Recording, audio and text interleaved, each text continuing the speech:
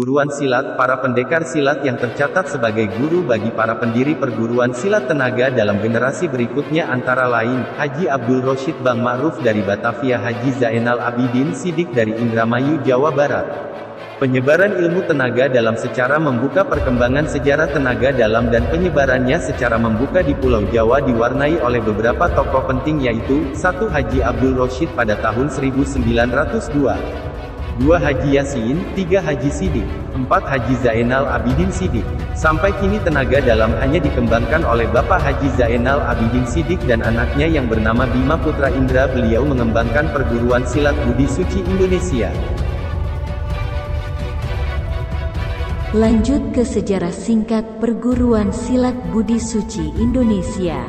Perguruan silat Budi Suci ini bermula dari seorang putra bangsa Indonesia lahir Indramayu, Jawa Barat yang bernama Haji Abdul Rosyid. Ia dilahirkan pada tahun 1902, yang dimana ia dibimbing dan dibesarkan oleh bapak saudaranya sendiri yaitu Haji Yasin, yang terkenal sangat gemar akan seni bela diri pencak silat. Abdul Rosyid sejak kecil lagi dilatih secara matang oleh bapak saudaranya, Haji Yasin, untuk menjadi pewaris tunggalnya bagi segala ilmu-ilmu yang dimilikinya, adil di bidang ilmu kerohanian maupun di bidang ilmu bela diri pencak silat.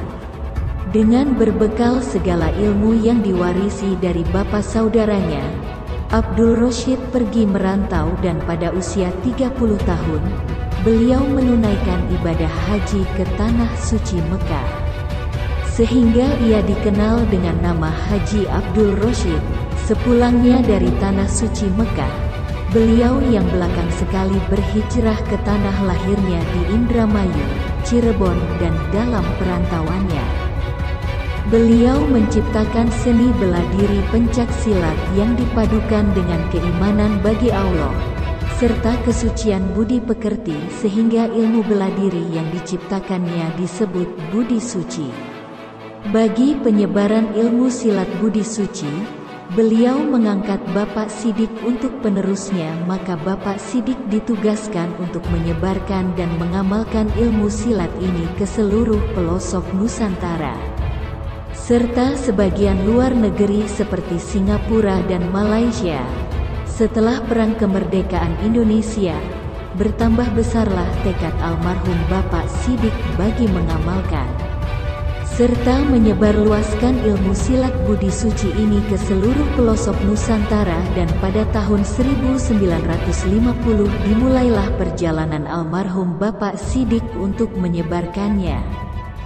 Tahun 1950 di daerah Indramayu, Cirebon, dan Banten.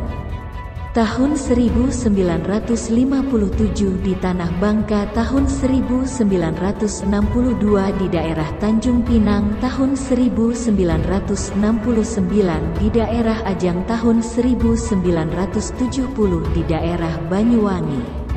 Tahun 1971 di daerah Palembang, tahun 1972 di daerah Semarang dan Rembang, tahun 1973 di daerah Sidoarjo, Probolinggo dan Blitar, tahun 1974 di daerah Surabaya, tahun 1975 di daerah Singapura.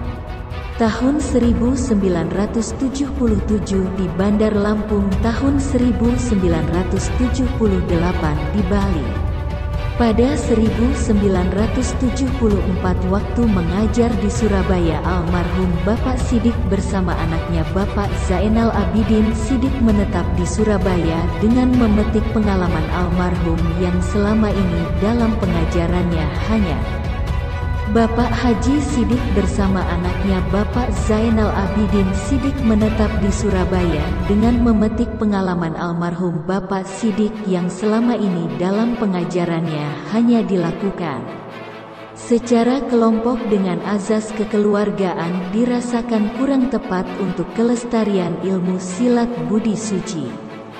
Serta pendekar yang ada di Indonesia mulai mengatur supaya lebih baik lagi Maka didirikanlah perguruan silat Budi Suci Indonesia yang hari kelahirannya ditetapkan pada tanggal 10 November tahun 1979.